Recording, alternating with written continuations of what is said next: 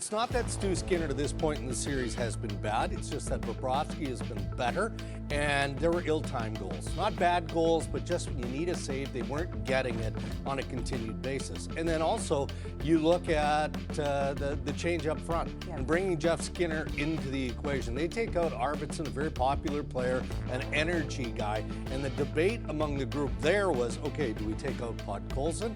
Do we take out Trent Frederick, or do we take out Arvidsson? And Podkolzin came up big in Game 4 to prove that they made the right call. Well, Chris Noblik and the tweaks that he does make, even the primary on the Wallman goal came from Kapanen, who at that point had only played something like 5 minutes in the game.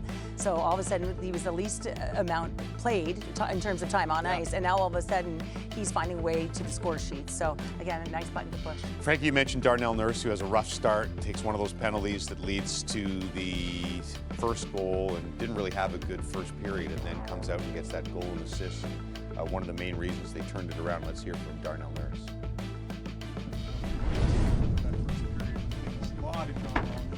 How did you manage to stay calm and do what you did in the second? Yeah, we came in and said we got to get our heads out of our arses, I think, and just get to work. And that's what we did there in the second. We just, whether it was a puck race, a battle in the corner, we just found a way to be harder. And as cliche as it was, hard work kind of worked us out of that spot we were in. What can you say about a performance that's there? He was amazing. He's done that countless times over the course of the season, countless times over the course of this playoff run.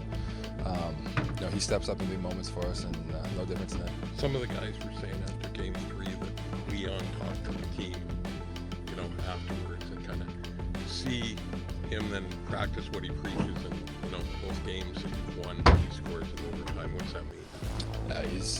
He's one of the leaders on this team, one of the best players in the world for a reason. He not only says what he's going to do, he backs up with his play and his action.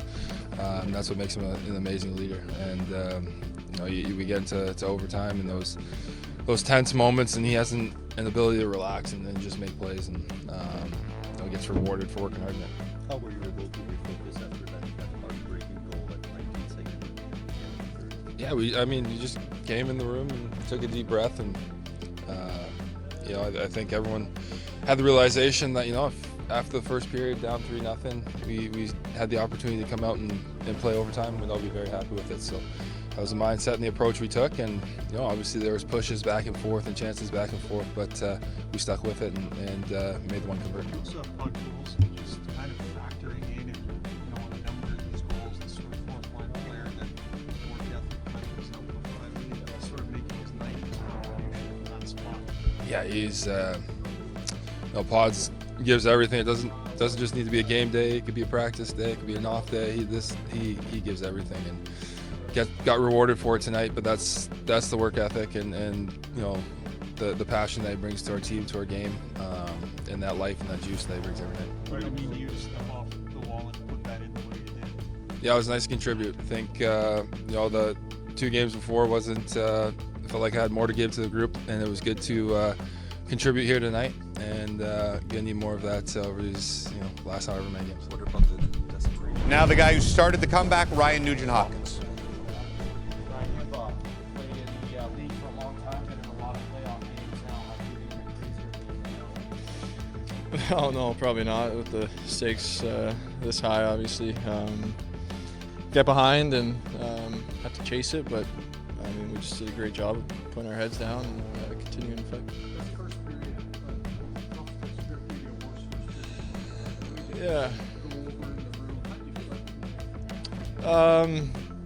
Just a reset, obviously, in the second or the first intermission there, and penalties in the first again, and probably because we were chasing a little bit, but it's kind of been the MO of our group all year, past few years, of just not quitting on each other, and just keep coming and coming as much as we can, and we did a great job just bearing down and finding a way.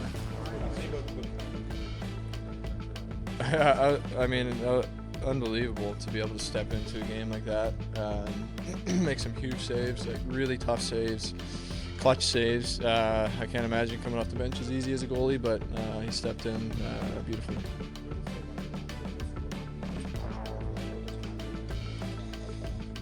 Yeah, it's incredible. I mean, he's a horse out there for us, and just always. I mean, like you're seeing, it's just constant, consistent. We always can lean on him, and he always finds a way to get those moments. I mean, it was just a bit of a wake up, like, I mean, where we are here, and the position we're in. Obviously, that's a guy that everybody in that room respects so much. He's been through it all, and so when he speaks up like that, it means a lot, and I thought we did a good job responding. I mean, obviously better than it could have been, but obviously a long way to go. We're just excited to get back home and play in front of those fans on Saturday night. It's going to be pretty fun.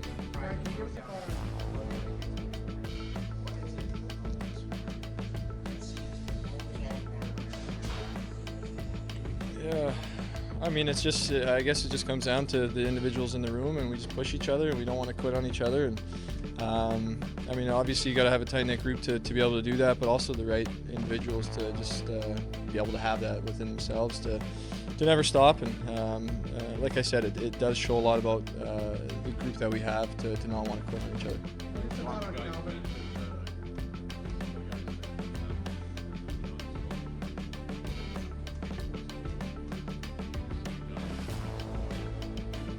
Yeah, I mean, he always does. I mean, he's obviously, him and Connor are two guys that we rely on a lot, and when they speak up, which they do, they always follow it up. So it's no surprise, but obviously it's great to see a leader like that do that.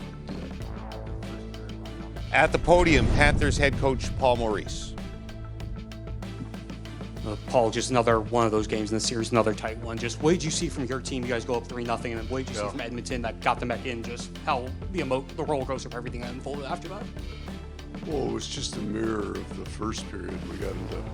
They got into a little penalty trouble there, and we took advantage of it. In the second period was just the opposite. I think we were +3 on the power play side early and -3 on the power play side in the second half, and then we came out. Even tight games, right? Both teams had some chances there, cracked some bars, and had some chances that didn't go, and it's a bad break on the overtime winner. So 3 of the 4 games have gone to overtime, and I think that's probably the expectation of what we have going forward. Front left. When you have a game like this, the way it ends and everything, is it good to be on a flight tomorrow? I know it's a long flight, but just you guys are flying out and flying again. Better if we'd won it, but if you plan for 7 games, that means you're losing 3 of them. So you have to take that pain and use it and come back. Front right. Yeah, Paul, it's probably not the greatest after a loss, greatest question, but I mean, even behind the bench, can you appreciate what we're all seeing in terms of just what type of series this is, in terms of drama and just epic play on both sides? Yeah, you got just. I think we focus on sometimes the mistakes that get made by good players at times, and you miss some of the heart and soul and the intensity of it. It's so fast. Every board battle, everything can turn into something. So there's a tension because both teams can score. I mean, from my point of view, there's been phenomenal goaltending in this series. The numbers tell me I'm lying, but the final score says I'm lying, but the goaltending has been incredible.